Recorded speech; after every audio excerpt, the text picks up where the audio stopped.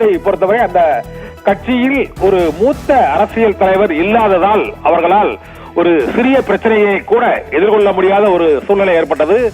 ஒரே ஒரு வழக்கு கரூர் பெருந்துயர வழக்கால் 30 நாட்கள் அந்த கட்சி முடங்கி போகக்கூடிய சூழ்நிலை உருவான நிலை ஏற்பட்டது. அது போன்ற சூழ்நிலையில் நெருக்கடியான சூழல்களில் கட்சியை வழிகாட்டுவதற்கும் கட்சியை இயக்குவதற்கும் அந்த அனுபவம் வாய்ந்த ஒரு நிர்வாக வழிகாட்டி என்று கூறக்கூடிய அளவுக்கு அவர் மறைந்த முதலமைச்சர்கள் எம்ஜிஆர், ஜெயலலிதா ஆகியோரோடு இணைந்து பணியாற்றிய சூழ்நிலையில் இப்போது தாவேகா தலைவர் விஜய்க்கும் நடிகர் விஜய்க்கும் அத்தகைய ஒரு வழிகாட்டி, அரசியல் ரீதியான வழிகாட்டி, எந்த பிரச்சனைகளுக்கு முக்கியத்துவம் அளிக்க வேண்டும், எந்த பிரச்சனைகளுக்கு உடனடியாக ரியாக்ட் செய்ய வேண்டும் மற்றும் பொதுக்கூட்டங்கள் பேரணிகள் எவ்வாறு நடத்த வேண்டும் என்பது உள்ளிட்ட பல்வேறு அடிப்படை விஷயங்களை செங்கோட்டையன் விஜய்க்கு வழங்குவார் என்று கூறப்படுகிறது.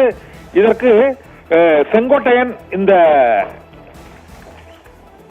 தாவேகாவில் இணைவதற்கு அவர் வைத்த ஒரே கண்டிஷன், அதிமுகவுடன் கூட்டணி இல்லை என்ற உறுதி கொடுங்கள், மற்ற அனைத்தையும் நான் பார்த்துக் கொள்கிறேன் என்று 1 மணி நேர ஆலோசனைக்கு பிறகு நடிகர் விஜயிடம் அவர் செங்கோட்டையன் கூறியிருக்கிறார் என்றும், இதுதான் செங்கோட்டையன் தாவேகாவுடன் நடத்திய ஒரே டீல் என்றும் அவர் தெரிய வருகிறது.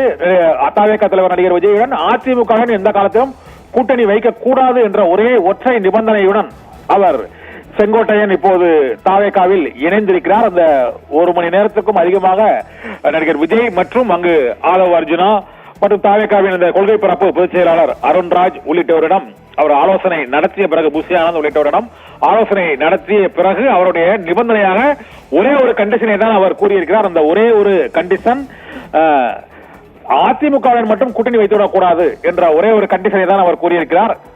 அதற்கு விஜய் ஒத்துக்கொண்டிருக்கிறார். ஏனென்றால் முதலமைச்சர் வேட்பாளராக எடப்பாடி பழனிசாமியை ஏற்றுக்கொள்ளவோ அதை அறிவிக்கவோ கூடாது என்பதுதான் டிடிவி தினகரன், ஓபிஎஸ் மற்றும் KS செங்கோட்டையன் உள்ளிட்டோரின் ஒரே வேண்டுகோளாக இருந்திருக்கிறது.